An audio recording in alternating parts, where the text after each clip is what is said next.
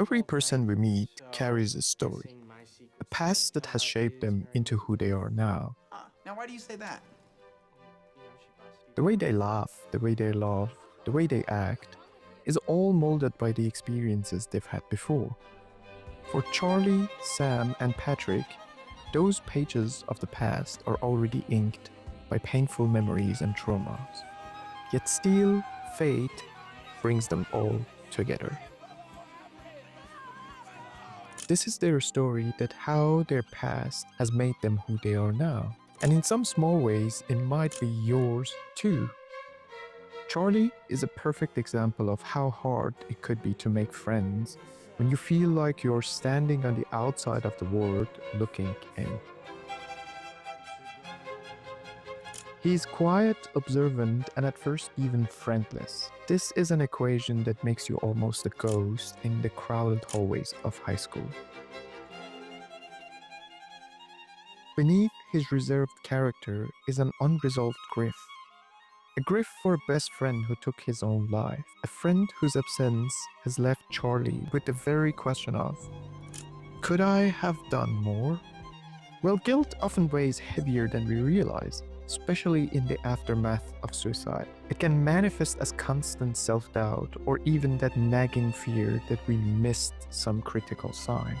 But that's not Charlie's only struggle though. There is a hidden layer of trauma that stems from abuse. The psychological trauma, especially when it comes from someone in the family, can wrap your entire view of the world.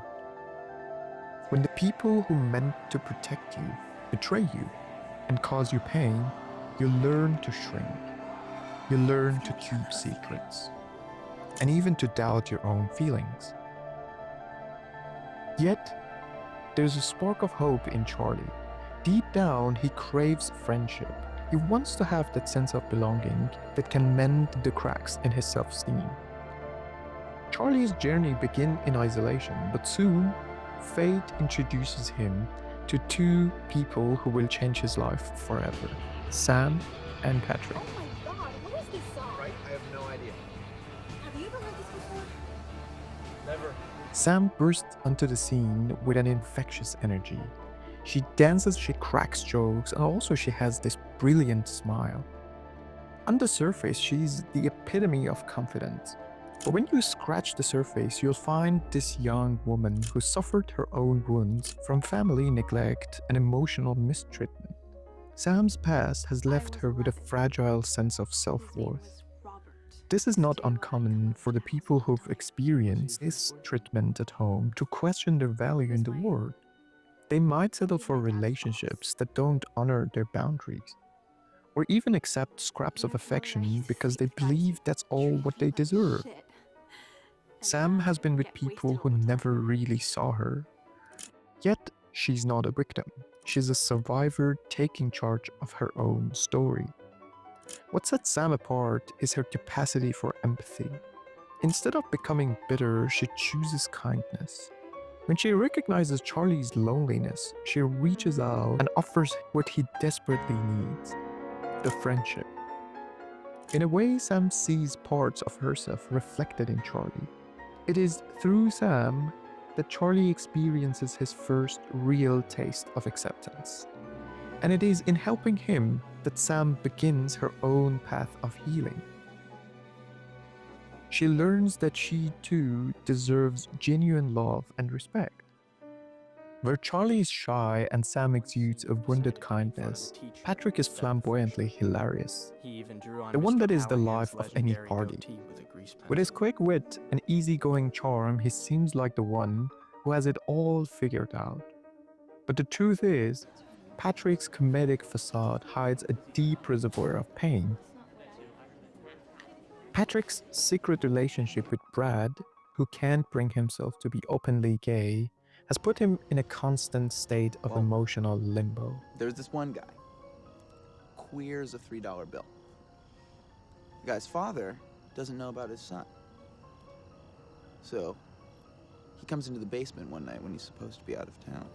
And this secrecy and rejection can be in fact devastating. It's just like having your identity being invalidated over and over again. Read first. All right. Like Chapter many 1. who endure such Surviving your turmoil, fascist child Patrick teacher who copes needs by to put kids performing. down to feel big. Oh wow, this is useful, guys. We should read on. If he's funny enough, if he's outrageous enough, maybe nobody will notice the hurt simmering underneath. Humor can be your shield, protecting you from those questions and the tense moments that they can cut deep.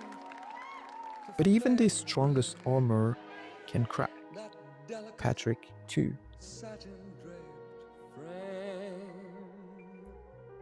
When Brad's denial escalates into bitterness, Patrick is left feeling worthless, used, and fundamentally unloved. It is exactly the very moment that we see his vulnerability, those moments that reveal the cost of constant performance. Because no matter how much you joke, pain doesn't simply vanish. These three characters form a triangle of friendship that becomes a refuge from the hardships each of them face. When you've been neglected or hurt, you need a safe space to talk about your fears without the fear of being judged. This mutual support system is often called a found family. Each friend offers something that the other ones lack, filling the emotional voids that might otherwise stay empty. The story of these three isn't just a teenage drama.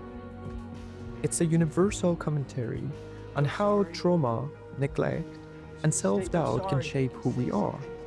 Sam! Sam! In the moment that Charlie feels infinite, he's not alone. Sam and Patrick are there, each on their own path. The sense of infinity doesn't mean their problems are solved. It rather symbolizes a possibility that despite the pain and trauma, there could be connection and joy. This is what the perks of being a wallflower leaves us with: hope. Hope that people can discover parts of themselves they believed it was lost. Not really. And if you, too, sometimes feel like a wallflower, you should always remember you deserve to find your voice and the friends that make you feel infinite. Thank you for watching.